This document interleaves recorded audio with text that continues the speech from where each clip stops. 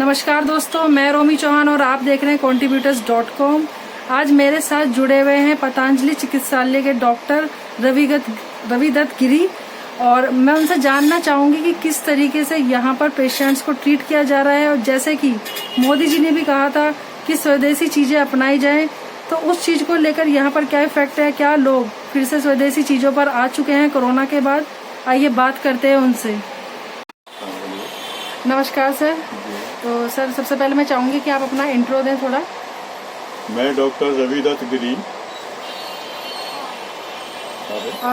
पतंजलि मैं पतंजलि का chief physician हूँ जी। तो सर मैं यहाँ पांडव नगर में कार्यरत हूँ। तो सर कितने टाइम से कार्यरत हैं आप?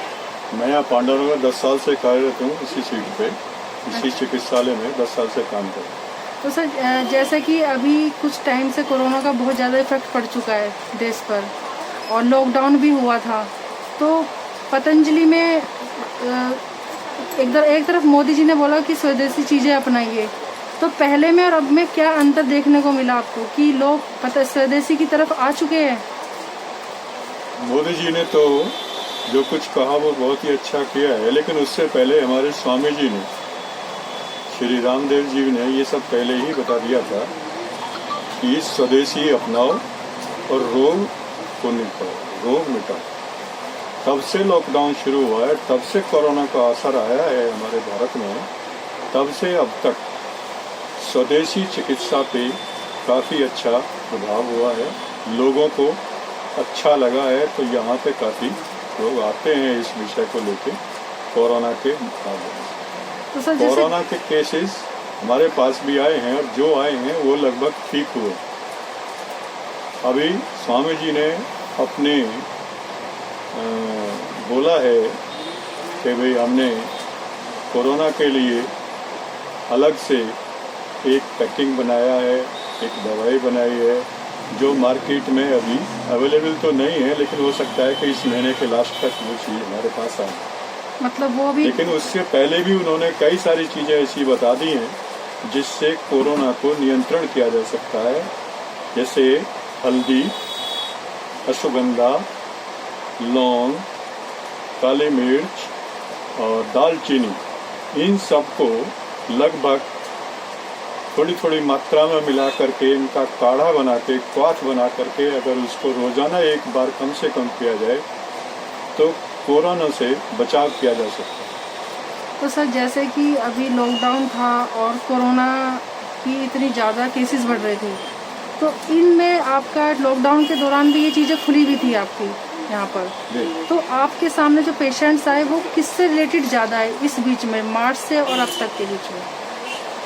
देखिए, यहाँ वैसे टेस्टिंग का तो कोई प्रोसेस है नहीं, लेकिन फिर भी जो हमें निर्देश हुए हैं स्वामी जी की तरफ से, जिस व्यक्ति में, जिस रोगी में इम्यूनिटी, उसकी आंतरिक जो शक्ति है वो सही है, तो कोरोना पे उसका कोई असर नहीं पड़ता। जिसकी इम्यूनिटी डाउन है, कोरोना उसी को प्रभावित करता है। तो हम लोगों ने जितना भी हमसे हो सका है, रोगियों का, स्वस्थ मनुष्यों का, स्वस्थों का, सबका हमने इम्यूनिटी बूस्ट किया, जिससे लोग ठीक हुए हैं और बहुत प्रभावित हुए। तो सर क्या आप बताएंगे कि जो इम्यूनिटी के लिए स्पेशल कुछ स्वामी जी ने कुछ स्पेशल कोई दवाई या कुछ है जो जिस चीज के लिए इम्यूनिटी के लिए अश्वगंधा, शतावर और chyawanprash, vitamin C, vitamin D इसके लिए बहुत ही आवश्यक है, जिससे लोगों की इम्यूनिटी बूस्ट होती है, इम्यूनिटी मेंटेन रखती है। और सबसे बड़ी बात यह है कि कोरोना की जांच के लिए हमें प्रत्येक व्यक्ति को अपनी इम्यूनिटी जांच करनी चाहिए। उसके लिए हमारे लिए पास ब्रीथिंग एक्सरसाइज है, इम्यूनिटी चेक करने के लिए ब्रीथिंग एक्सरसाइज, जिसकी ब्रीथ पावर, होल्डिंग पावर अच्छी है, आधा मिनट से लेके 1 मिनट तक।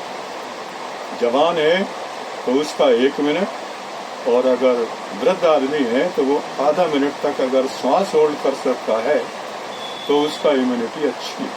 उस पर कोरोना का असर आसानी से नहीं हो। तो सर जैसे आपने बताया कि लॉकडाउन के टाइम कोरोना के भी कुछ ऐसे पेशेंट आए जो इम्यूनिटी चाहते थे कि इम्यूनिटी अच्छी हो हमारी, वो तो आज भी चाहते हैं ना। तो उस जो पेशेंट्स आपके पास आए हैं उसमें किन की रेंज, जैसे एक वृद्ध, ओल्ड एज वाले एज, एक यंग और एक बच्चे, उनमें किन की ज्यादा थे कि कौन लोग किस एज वाले थे? उसमें ओल्ड एज के व्यक्तियों पे ज्यादा असर हुआ है। तो वो ओल्ड एज के व्यक्तियों को बूस्टिंग पावर जरूरी है।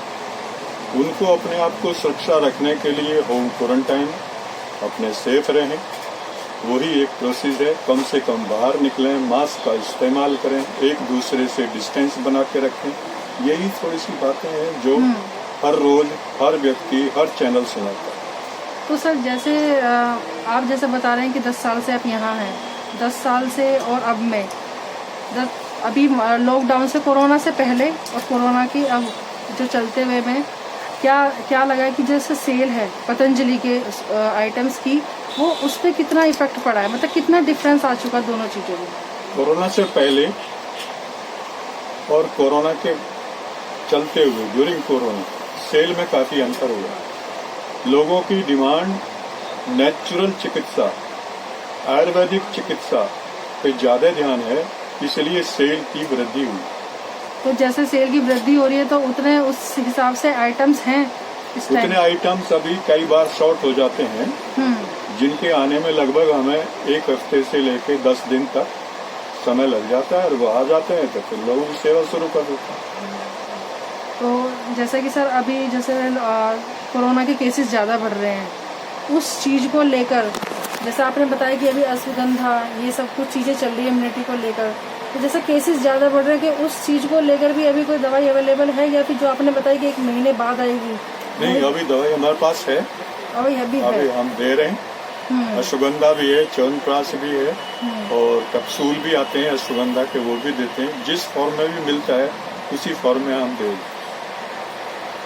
Thank you so much sir. Okay.